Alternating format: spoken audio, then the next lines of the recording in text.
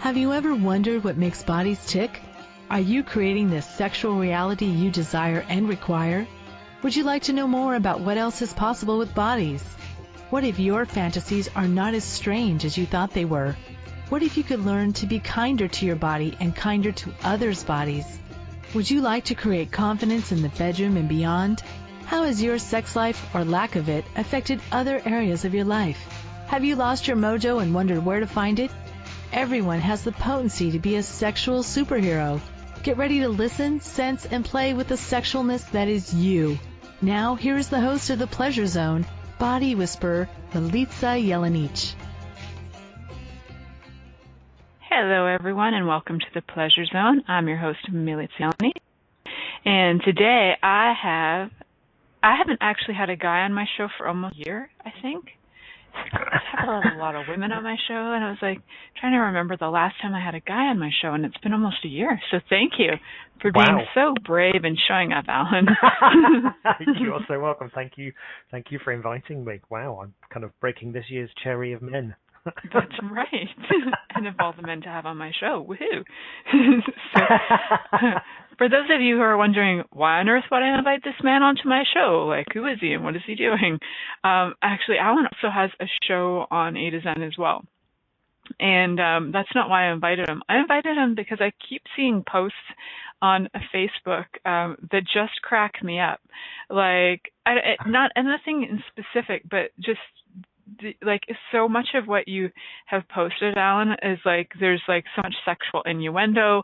There's like, willingness to be naked at random times. Like there's like, I'm like, I want to talk to that guy because he's just funny. He's like the boy version of me. I'd like to talk to him. Awesome. So the show that you and Tamara Yonker have on A to Zen is called The Playground of Possibilities. Yes. Yeah, we've been... sorry, go. No, I was just saying, so we kind of like, when we were looking at the title of the show, you came up with the title, and the title, merged our topics, merged our titles in a way, is like having the pleasure and the playground of possibilities, like merging and looking at what that is. Yeah, I mean, absolutely, because life is a playground, and where does sex stop being play? Do you know what I mean? It's like we've made it so meaningful and significant, sex. So that for me is like, well, what if the whole of life is a sexual playground? And I know that's quite controversial for a lot of people. And I don't necessarily, I mean a copulation playground. I mean sexualness. But there are so many. I've got so many things in my head that just kind of go, pick me, and I'm like, oh, where do I start with that? But yeah, I think the playground of possibilities and kind of the stuff that kind of your show talks about. It's like, how does that merge? How does that play out in life? How does sex play out for us? And how could we have it more, have more play with our sex and more play in our life and more sex in our play and all of that kind of stuff? Yeah, where can we go with that? Oh, there's so many places. Well, one of the things that I've heard you on a few other calls that aren't related to the radio, but a call with a mutual friend of ours, Crystal Crawford, and I do some work with her. So I'd actually heard you on one of her Momentum calls, and I loved, you actually said something on one of her calls about desiring to have classes where people could just get naked. I'm like, that's just so fun. Like, why can't we choose to have that? That was one of the recent calls, because it's something that I feel quite, for want of a better word, passionate about. It is that willingness to be comfortable with our naked bodies, and to, for people to kind of get into a room and really clear all of that stuff around being naked and being comfortable with that, with their naked body, and just, let's just get naked and do body processes and talk and have fun without it being all about kind of copulation. Am I making sense? So if you look at some countries that don't have hang-ups about that, Sweden, Germany, a lot of European countries tend to have less hang-ups about being naked around each other than, say, in Britain, British. Didn't they create the rule about wearing clothes, and everybody else followed as they like took over the entire planet? And it's like they took all their, the Victorian, and even pre that, all of these staunch attitudes across the world to make sure people would cover up those naked bodies. Yeah. Geez, British, what were you guys doing? Well, exactly, bloody Queen Victoria. It's like because that was the done thing. Right. And did she just have like a lot of body issues herself and didn't want to be getting naked in public? Like, what was that, girl? Well, I wonder because she had loads of children, so she was her and her husband were quite a sexual couple. Mm-hmm. So I don't think she had any issues with sex. I just think they just kept it very, very private. And the Victorian values, I think, as I understand them, are very much about everything is proper, everything in its place, and nudity was not one of those things. No, and if everything's in its place, then the penis requires being in the vagina because that's the place for it. But apparently, or wherever else it goes. That according to those Victorian values, that's where, and everything else that happened behind those doors with the Victorian men together and the Victorian women together that we just don't talk about because that's against the rules. It's like there's so much that got like spread like wildfire as those values got spread across the world, and where we're still buying them is real and true when they might not be real and true for us. And that's the thing is, when do we start becoming conscious of our body, and when do we start? Because if you look at a child, the children are very happy to run around naked, and well, I'd like to talk about that because I actually have a totally different experience with my daughter. Right. So, as a kid, I was just if I was upset, I'd get naked and run around the yard, and I'd want to like run around the trees and run around the grass, and then I would cry, but I'd be running around naked with my blankie on my back and just crying and naked, and like that kind of like could start to feel better. And my daughter is 7.5 right now, and even as a baby, if I were to change her diaper in public, she would freak out. Like if if we were in a public bathroom and people were in there, she would freak out. I'd have to wait for them to leave. I was not to like ever get her naked in front of people from day one of being birthed. Even in the hospital, it was like very private. And I was very aware that that was her point of view from day one. So when people talk about like babies have this freedom, I'm like, wow, not all. Because what if we actually brought in all these points of view with us from lifetimes? And I did a lot of clearings with her. Before I even came into Access, I had like other people working with her on this because it's like, where did that start? Come from? Yeah. So what if some of us just do have more freedom with our bodies and are choosing not to have points of view with it, and others do have a lot of points of view with it? Not that either is right or wrong, just that it's just like what we've chosen as our reality right now. So yeah, it's a funny thing. Like so, that to me is kind of like a really good indicator that not everybody has that freedom of nudity. Yeah. That's fascinating. Yeah. Because that just never even occurred to me that that people would that children would kind of be brought into the world that way. Because my view has always been, all the children I've ever come across have never been. That's really wow. Yeah, and she's the only kid I've ever met, and I was a nanny, and I've been teacher, and like she's the only kid I've ever met that actually strongly had that, and Yep, from day one. And it was okay if I changed her diaper, if my mother changed her diaper, men were not to come to her and change her diaper. So there was like a lot of stuff with her that I was aware of that was, that's like, wow, what can we clear here for you? Because as much as some of us develop that later on in life, it could be 7 or 8 years old running around naked, and then people are like pointing and laughing or taunting you or whatever, and so then you start to turn inward, or you start to turn yourself off, or whatever that is. Well, but it's interesting to be born with it. What I noticed that the whole kind of turned on thing and turned off thing is, being turned on around our family whilst naked is very taboo and unacceptable for many people. So we kind of switched that off. And it's funny because I was reading the access consciousness reference materials today. And there was a bit in there about how our parents would sometimes, would feel kind of turned on or sexual towards us. So we kind of make ourselves wrong and we shut down our own sexualness so that our parents don't do inappropriate things, or, what we consider to be inappropriate things.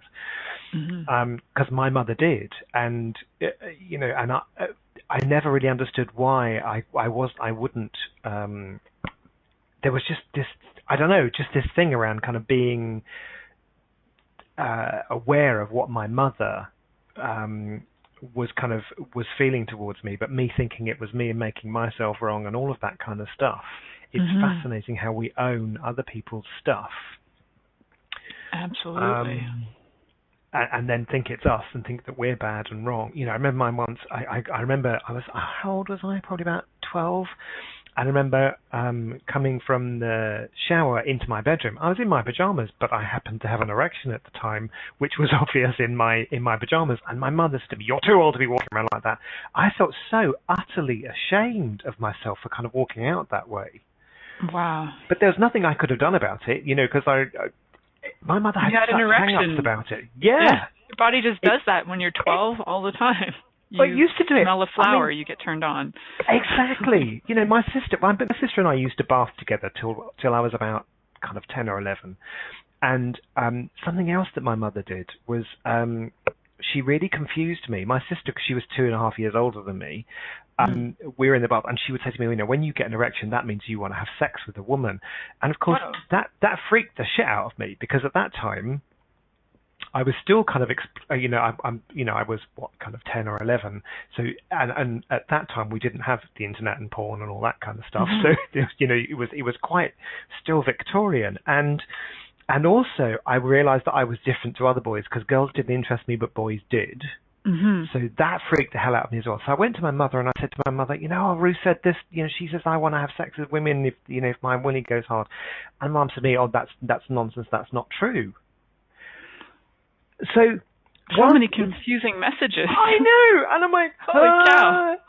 And so I think that's one of the reasons why I just choose to be as much as I possibly can with as much ease around sex and sexualness as possible, and I will joke about it, and I will have innuendo, and partly kind of a lot of gay humor is kind of innuendo, and I do find it very amusing. But for me, it's like, I would love to be the invitation for people to have no hang-ups about sex whatsoever. Wouldn't it be lovely, you could just go to somebody's house and they're walking around naked, serving you dinner. They happen to have an erection and they just have the tea towel hanging off their penis just because it's a convenient place to put it. It's convenient sometimes. You just need a spare hand, but there it is. You've got this extra appendage that you can actually utilize because it's not all, choked up and stuck away and hiding. It's and it's a useful tool to use the euphemism for it. So yeah, and I've often thought that about boobs. Actually, I think breasts can be really quite useful if they're big enough to kind of have as a shelf. So right, because I guess a lot of women who have big boobs tend to feel comfortable around gay men because we don't kind of sit there and ogle them and kind of just want to just touch them. So a lot of our friends do happen to have big boobs, and they like to joke about them. It's just like one of my friends who has the biggest boobs ever would say they're brilliant for catching food. So when that's awesome. She's like, I just use them as a shelf to kind of catch biscuits that I'm eating, or and I'm so jealous. Sneak things in there. My friends with large breasts, I'm a very small-breasted woman, but my friends with large breasts, I was thinking, you could actually hide stuff in your bra. If you wanted to, you could walk through security. You could say, oh, that's just my underwire of my bra, but you can be hiding stuff in there and get away with it because your boobs are big enough to get away with, anything. Yeah, my friend who does the food thing, she keeps her phone in her bra. Nice. So, yeah. So you can talk to her boobs. Yes. Like the producer's saying, you can sneak flasks in there to concerts. Absolutely. The things you can get away with being big, large-breasted and having, access in you could have extra pockets. They could create bras that actually have an extra pocket in there that you could stash stuff in. That would be awesome. That would be really. Know. And how many women would actually use it? You know, I really think that's how. Yeah, exactly. What, you know? How can we take advantage of boobs and bras? Seriously. Yeah. And with the pocket, like, yes, like sticking the lipstick in, but if you actually had like a little pocket for it, and also like the pocket for your cash, it could be like a bra purse, and then you don't need to carry your purse. It's probably better on your back, let's just say. And how much safer is it going to be carrying your? Do you know what I mean? Because no one's going to grab your boobs to steal your purse. No, because they're not expecting it. Okay, well, I'm writing this down here, is a bra purse. And everybody who's listening, if you think you're taking this idea, we've already sent it off. This idea is already going to be patented. So it's mine and Alan's. The rest of you, it's not yours. I think we're going to go to break on that note, and when we come back, who knows where this is going? We'll talk more when we come back. Many of us have created a lot of limitations around sex and what we are willing to choose.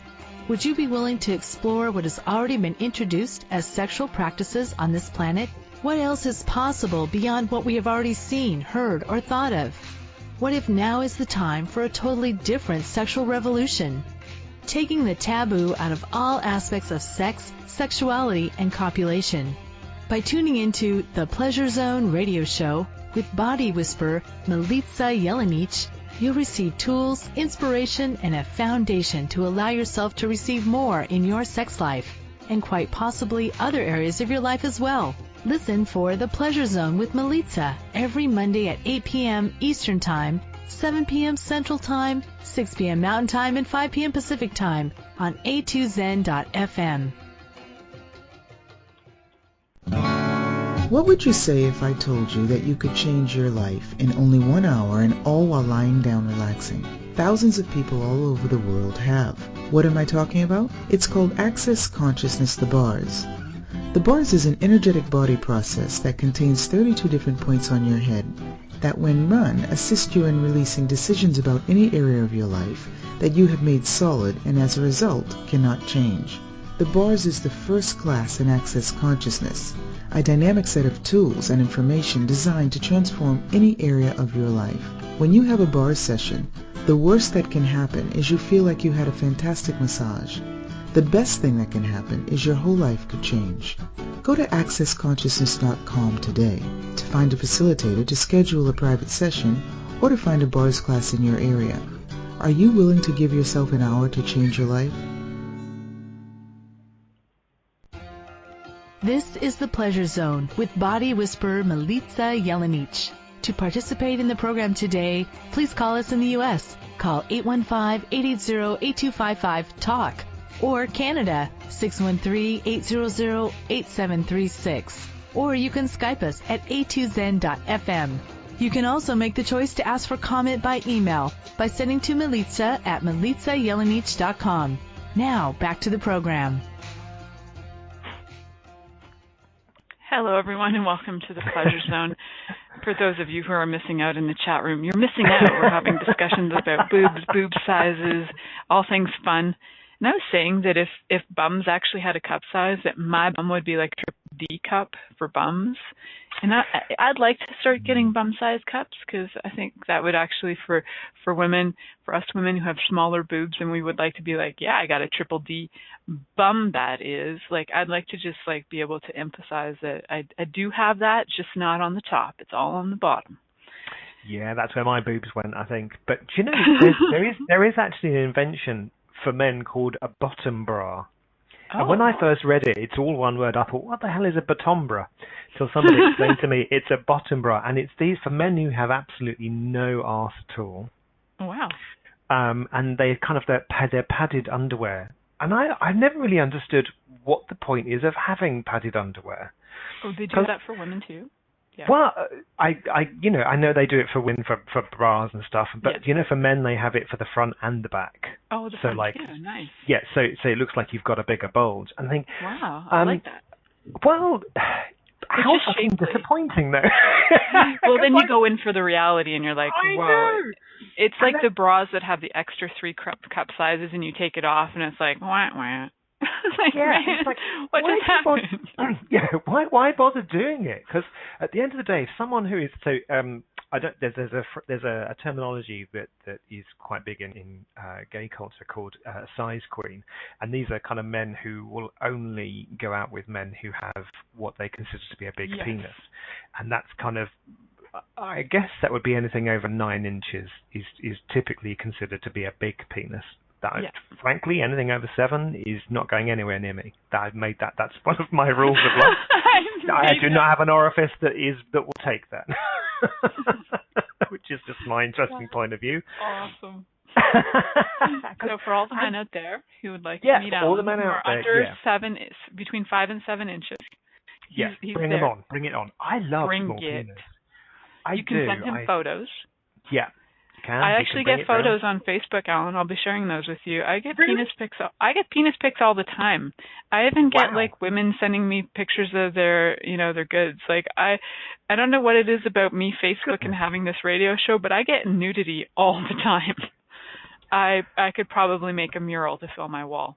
How fast? I never get photos. I get women kind of connecting with me and then asking me if I want to marry them and have their babies with them, which is rather interesting, given that it's not unobvious that my preference is for men. But anyway, and that is a preference, and I would never say no, especially not since the ESB actually, which has been really interesting for me.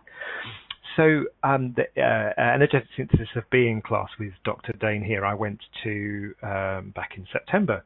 Why is it really that long ago? Wow. I've kind of.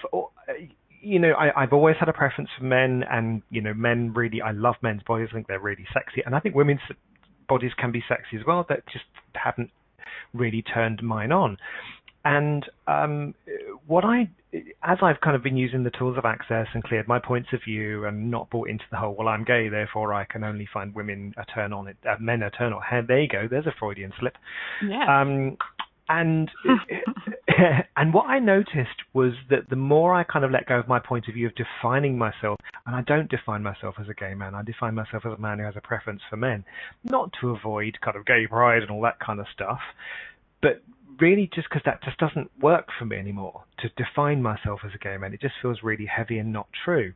Mm-hmm. So what was interesting for me was there were a couple of women there who had a real kind of frisson with that was really quite sexual and fun. There was none of that kind of tension with it or kind of judgment. It was actually just a lot of fun to really flirt with women and know that actually we both knew that actually we probably could go to bed together and that would be a lot of fun. It never went there. What was also interesting was the number of women who noticed that and then would throw themselves at me. Awesome. It was That's so fun. It was really quite scary. So funny.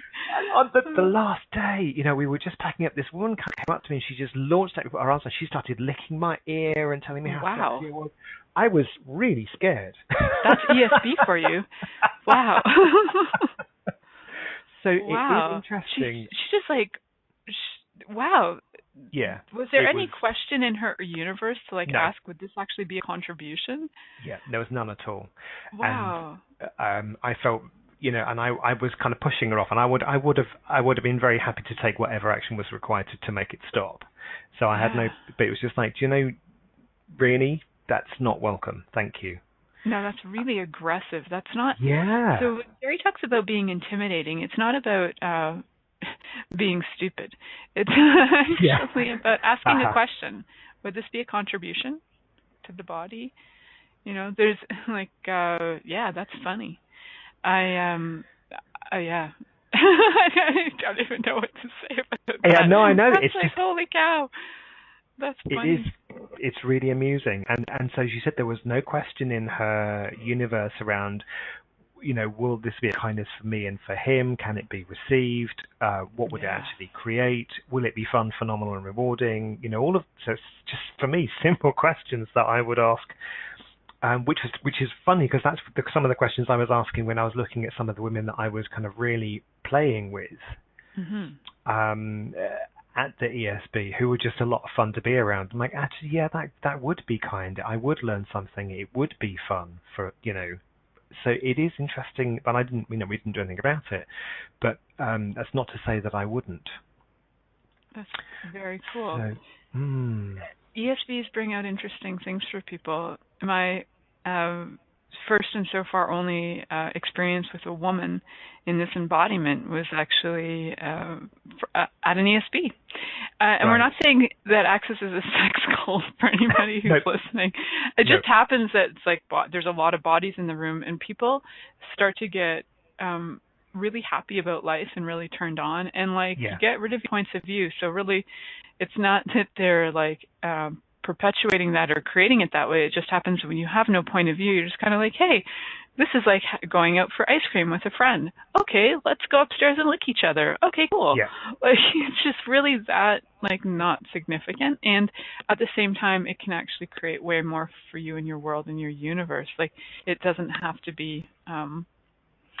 Throwing yourself on a person is creating it as being so significant, to me, right? So you're throwing yourself on them and going, you've got to choose me because I'm horny, and if you reject me, then I'm going to be mad at you. And there's so much tension, there's so much force, and so is that being an invitation? So for those people who are listening, mostly listen to this story from Alun is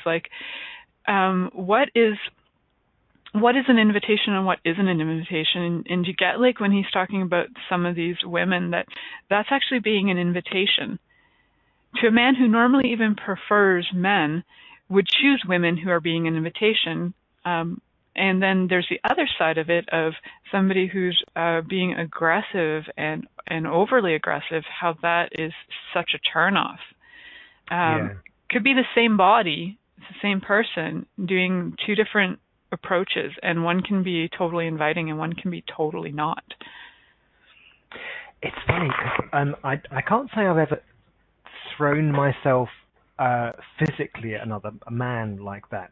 I know when I was still, I guess, in terms of this reality, kind of coming to terms with what, I'm going to say come to terms with, but being more comfortable with my sexual preference, was that I would sometimes kind of try to emotionally blackmail men into having sex, if that makes sense. And it didn't often go anywhere, but sometimes it did. But there was almost that, so I understand how easy it can be to almost step into a predatory behavior without realizing you're doing it.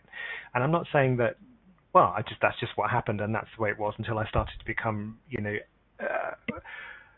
I could make all sorts of reasons about why I would do that. Part of it was looking for affection, part of it was confusion, part of it was because my body actually wanted sex with them, and I wanted validation. There's all sorts of reasons why we choose stuff. I think it does come back to being willing to ask the question about what is it that I desire, and whose desires are they anyway? Because there are some men who like people coming onto them because it turns them on, but they're not willing to kind of take it that far. It's not that I'm saying that they're a prick tease, because that's not what I'm saying at all. But who doesn't like being flirted with? Yeah, it can be quite flattering if a man or woman flirts with me, but launching themselves at me, that doesn't work for me. That really doesn't work. It sounds like grenades coming at you. Sex grenades. Damn, that was potent and frightening, and my whole world blew up in a way I wasn't hoping for it to blow up. No, there was a big explosion, and it wasn't the one that she was looking for. So should have been somewhere else. Yeah, exactly. So it is interesting how we can get ourselves kind of so caught up in that whole thing. And so what's it going to take for us to get out of judgment of ourselves and out of that neediness and proving energy? Because there's often a lot of that around sex, isn't there? Proving to myself that I am sexy, or proving that people do want me, or proving to other people that they can't have me. Oh, there's all of that stuff going on, which the games people play, the bait and switch and all of that kind of stuff. It's really interesting. So what if we never had to prove we exist through any of that? everything that brings that must down, and we're just destroy and uncreate it all. Bam! With one of those launch grenades, right around pop on all my shorts, boys and beyond. Wow. Excuse me. Yeah, so it's like if you're using sex to prove you exist, if you're using your sexualness to prove you exist, you're actually not being sexualness. You're like turning it into a pretzel of something else. Mm-hmm. Anytime you're proving anything, being. So what's more sexy, proving or being? There's a thought, and how about if we leave everybody with what's more sexy, proving or being, as we go to break? Awesome.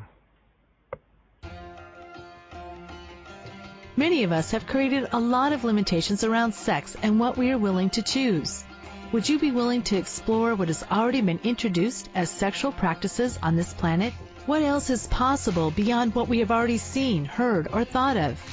What if now is the time for a totally different sexual revolution? Taking the taboo out of all aspects of sex, sexuality, and copulation. By tuning into the Pleasure Zone radio show with body whisperer Milica Jelenic, you'll receive tools, inspiration, and a foundation to allow yourself to receive more in your sex life, and quite possibly other areas of your life as well. Listen for The Pleasure Zone with Milica every Monday at 8 p.m. Eastern Time, 7 p.m. Central Time, 6 p.m. Mountain Time, and 5 p.m. Pacific Time on a2zen.fm. What would you say if I told you that you could change your life in only 1 hour and all while lying down relaxing? Thousands of people all over the world have. What am I talking about? It's called Access Consciousness, the bars. The bars is an energetic body process that contains 32 different points on your head that when run assist you in releasing decisions about any area of your life that you have made solid and as a result cannot change. The bars is the first class in Access Consciousness, a dynamic set of tools and information designed to transform any area of your life.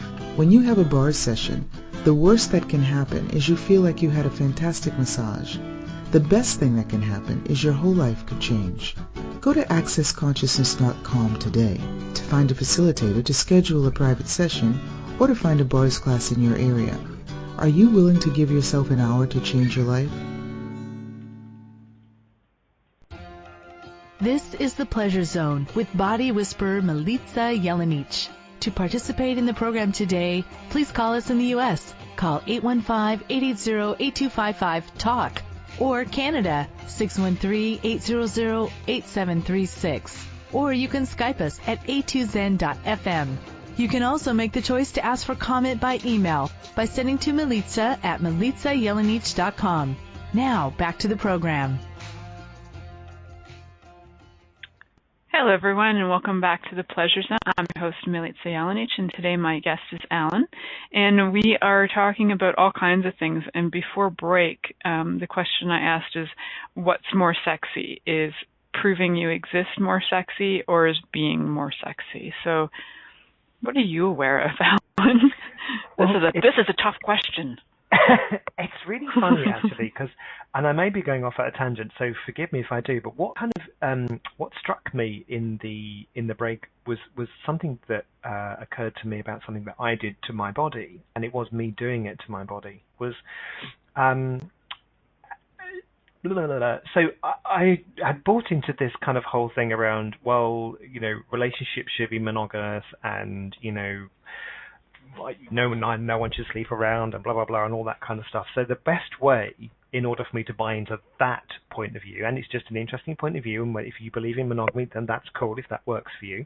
It's not where I'm going with this, but that's kind of where I kind of went with that. And the only way for me to be monogamous, because people do find me attractive, and I'm more comfortable with that now. But I kind of know that I put on a huge amount of weight because nobody finds fat men attractive.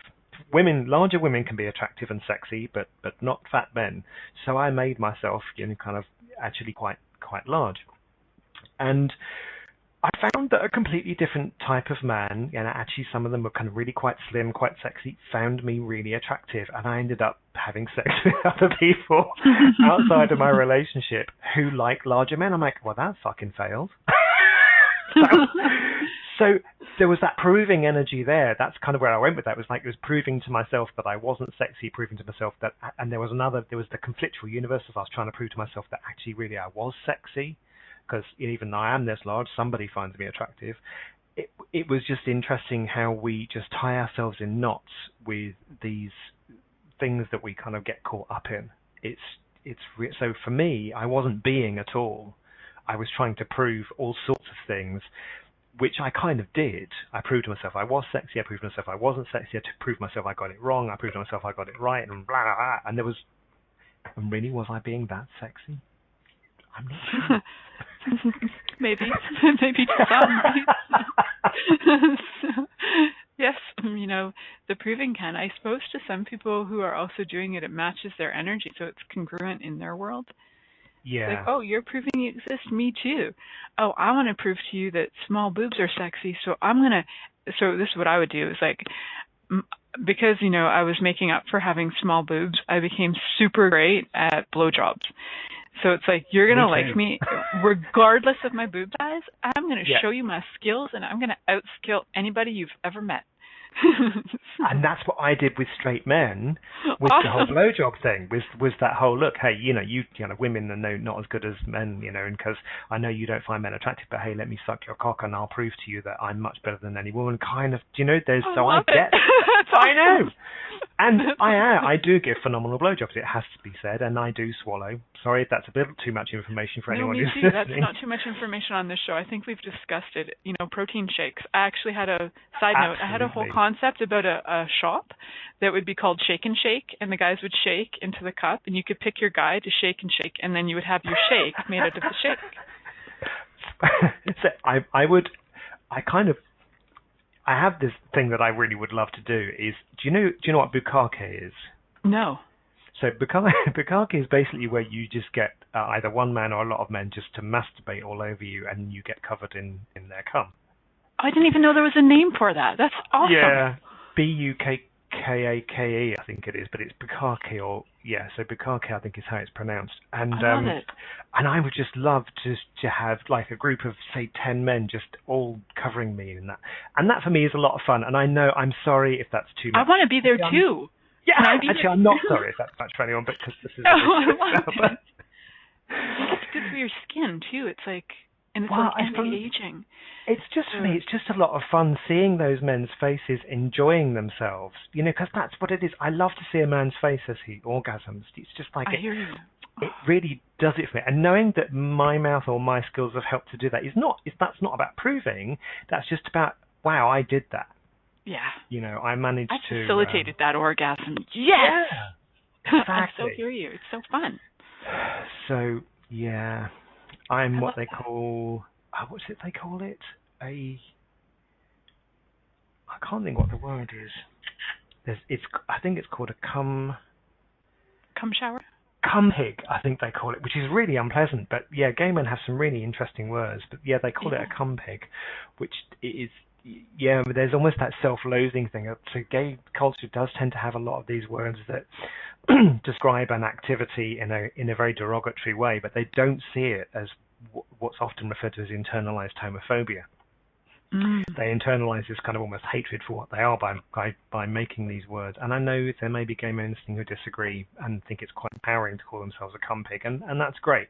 That doesn't work for me. So you could just enjoy cum, because it can just be like nutritious and delicious.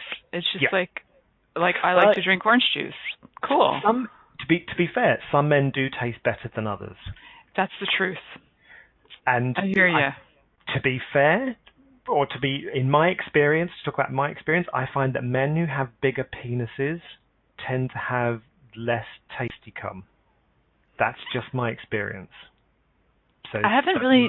Okay, I like that, because I haven't really checked out the size ratio to flavor ratio. Maybe we should do that. Maybe we should do like What's the investigation? So I know a lot of girls in Access who would be willing to jump on that board, and let's do some investigation here. Let's do an experiment. Size related to taste. I thought it was more related to diet. Men who Also are is more true. vegetarian have a different flavor come than men who are not, and like men who eat a lot of garlic will have different flavor, or that drink a lot of wine. It's like all of that plays Yeah. into it for me, but size Cinnamon, maybe too. absolutely. Yes. Cinnamon apparently is very good for making it sweet. And Rioa is saying in the back, guys who eat pineapple, and I have heard the pineapple Yeah, one I've before. heard that too. I haven't had enough experience with the pineapple one to know for sure. But Rio is saying that guys who eat pineapple rock her world. They taste So amazing. if you're in, where are you? Where do you actually live, Melissa? I'm in Ontario. I'm near Toronto, in Canada. Right. So there you go. So if you're in Toronto, Canada, or you're in London, UK, and you would like to know whether your cum tastes nice or not, look up Melissa. Look up me. It's There you go. We will do some experiments here. We will. Yeah. Because we volunteer for science. This is what we do. This is it. It's a burden, and somebody has to carry it. I'm going to. I'm here for you. Got your back, 110% on this mission that we have. Find this out. I recently found out about sort of a playful thing to do with pop rocks and blowjobs. Have you tried that one yet, Alan? No. So what's I don't know pop if you rock? guys call them pop rocks in England, but they're these candies that like they pop in your mouth. Oh, yeah, so we call that, as a child we used to call that stardust, but there is another word for it here now, but yeah, it's that stuff that's kind of, it prickles your mouth as you, I've heard about that. Yeah, it's all right. My lover was like, well, it's okay, he didn't really like get the sensation out of it, so I'm thinking of another way of pulling that off that's less saliva invoking and more fun invoking. Yeah, and it's actually really, really sticky mess too, so it's something to just consider if you are adding different food things to your whole oral sex regime. So how does that work? Sticky. For women, would that not be very uncomfortable, or would that be pleasant for women to have kind of pop rocks? Well, I didn't have any pop rocks on my clit yet, but I'm going to ask for that this week. So I'm going to find out. It's a new experiment that I heard about. So, and then I was discussing further with some people. Actually, I discussed it with Liam Phillips, and he was wondering if it's different for men with foreskin, and whether if you put the pop rock under the foreskin, what would that create? So I was like, well, now we're thinking. Yeah, that could be quite interesting, because I don't have foreskin, so this is really funny. So it was funny for me as a child. I didn't have any foreskin. My father doesn't have any, and my grandfather didn't have any. So there's in this reality, there's some kind of obviously hereditary thing going on where we at birth or just after birth we had it kind of removed because it was too tight. So all of the people as a child that I saw who had a penis had no foreskin, so that's fine. And then I go to school and and I'm stood in the loos, and next to me this guy this boy goes to them. I'm like, oh my God, what's wrong with his willy? There's a big what's that on the end? It fascinated me. Foreskin still fascinates me because I guess because I don't live with it, so I have no idea what it feels like to have one. Right. My younger brother did have one, and then he had it without, and he says he prefers without foreskin. So maybe it's more sensitive or enjoyable. Who knows? Well, interesting. I think for him it was quite interesting because, of course, he went 20 years of having foreskin to have none, which meant so when he was wearing underwear, of course, everything was really sensitive. So how enjoyable. He found that he was kind of getting quite turned on just walking down the road, which I think that would be quite fascinating. That would be brilliant. That would be like as if my clitoris just got enlarged to the point where it always rubbed my underwear or something, and I could just be walking down the street always having that friction turned on. That'd be so fantastic. Wouldn't that just be awesome? And I did hear about this guy once who apparently the man's prostate is kind of towards the rear. Which is why kind of anal sex can be so enjoyable for men. And apparently, this guy was his prostate is the word I'm looking for, was quite highly sensitive, but also very close to the actual sphincter itself. So that every time he went for a poo, he had an orgasm. I'm like, nice. I'm taking laxatives, I'm eating bran every day. That's awesome. I I was doing research on like everlasting orgasms, and there are Right. people on the planet right now that have these so-called disorders where they will have, and I can't remember how many, this guy has like over 100 orgasms a day, uncontrollable, and it's actually like a disorder. There's like a nerve that got pinched or something. And so Right. he was at a funeral and he got completely turned on and started having an orgasm like on top of the coffin. Oh my God. And so of course he was horrified. Of course he was. I would be like, wow, like I don't know, maybe I would have a different point of view if I had that disorder. But I did offer to him on the show that if he was listening ever, that if he would like some facilitation with that to have more fun and joy with it, and how he could utilize it in a way that could actually be expansive, to contact me, because it's like, wow, some people do get that all the time. And there are women too who have that disorder where they're chronically like having orgasms uncontrollably. Wow. Yeah. And I guess, I mean, I suppose it gives a whole new meaning to being turned on by a stiff, but I guess in England they call dead bodies stiffs. Yes. So anyway, that was a good one.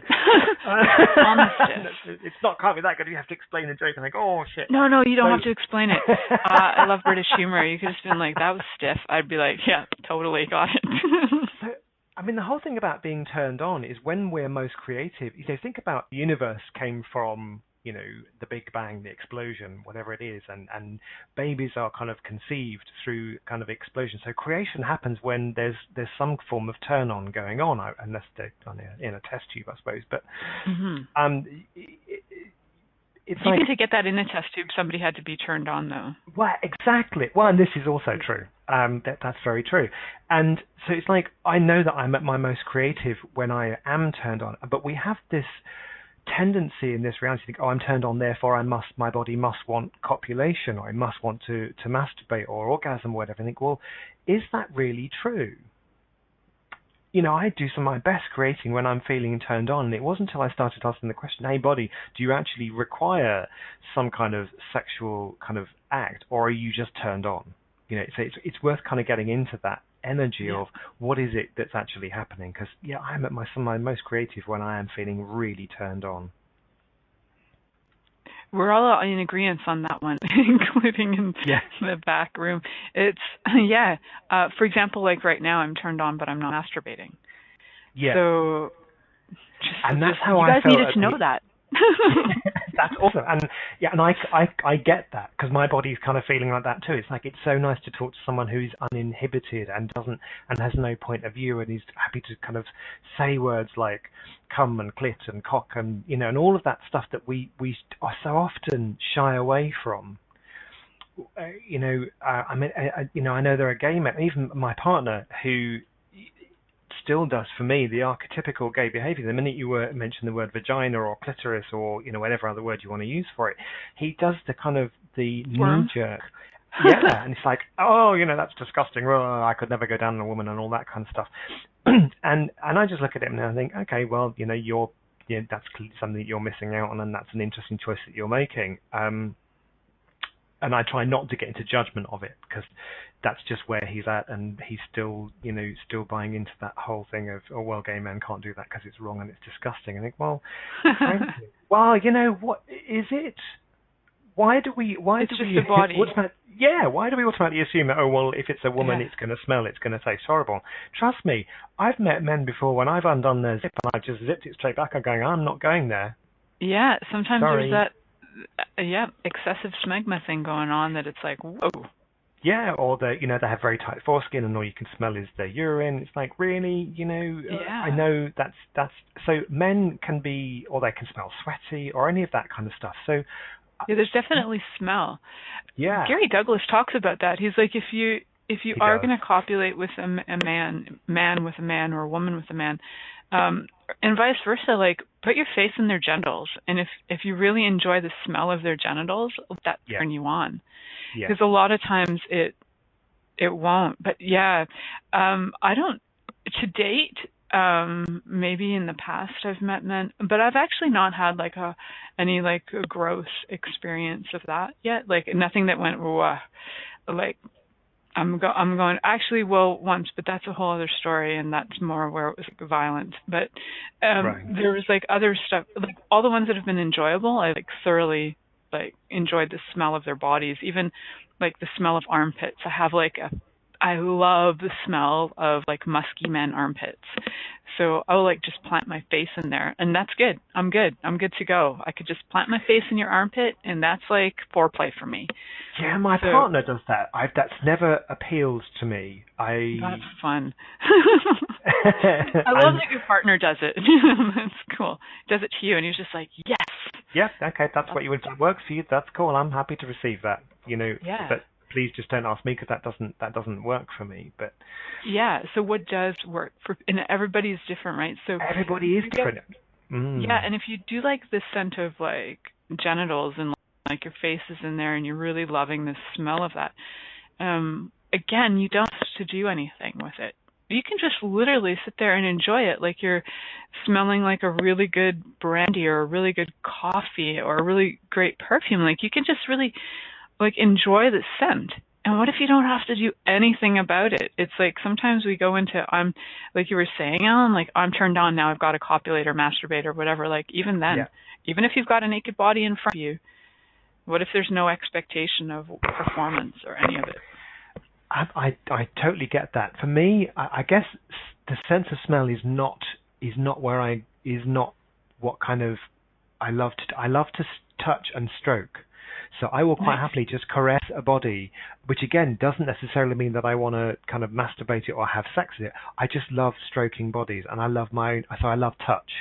I suppose that's what it is. I love touch, and I love kissing. So again, I will quite happily lay there kissing someone for hours without it turning into anything more than just kissing.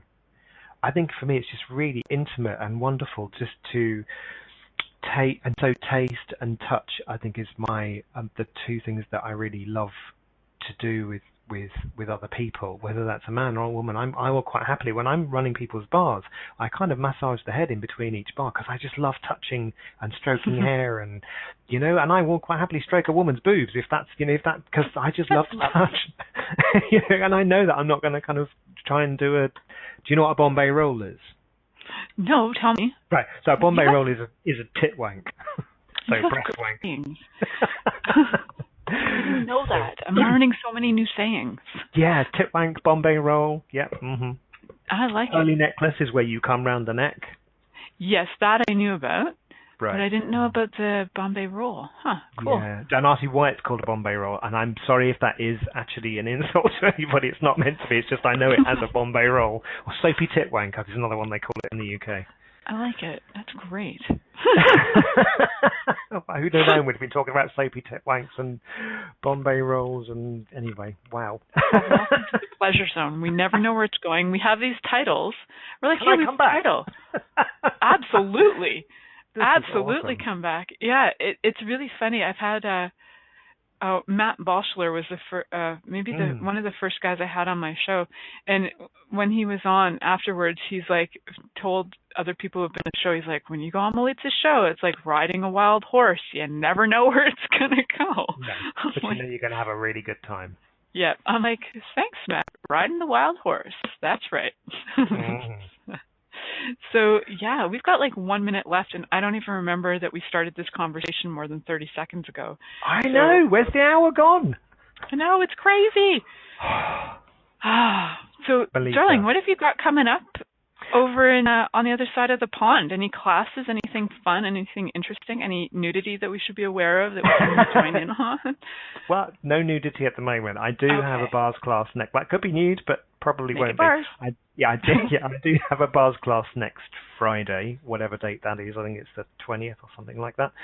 Cool. And we do have the possibility portal going on with me and Tamara, which is our kind of monthly coaching. Which you can, both of those are on my website if people want to find out where that, what's going on there. So, yeah, come and play. And if you do want to have more ease with your body and stuff, then I will happily do sessions with you. Awesome. So yeah, contact me. Awesome. Oh, my website. Sorry, Riola. Yes, it's Alun, which is ALUN Jones, JONES.com. Alun-Jones.com. Sorry, thank you. Thank you so much for being on the show, Alan. Alan. This was great Thank and you, educational. Milica. I learned about the backup thing and whatever that was, and the Bombay roll. Oh my God, I'm so excited! I got new words to play with. Bukkake. Bukake. That's right. Thank you, Melissa. Take care, everybody. Thank you for choosing to listen to The Pleasure Zone. Milica Jelenic will return next Monday at 8 p.m. Eastern Time, 7 p.m. Central, 6 p.m. Mountain, and 5 p.m. Pacific on a2zen.fm. We hope you'll join us. Until then, have the best week of your life by choosing to be turned on and tuned in to your body.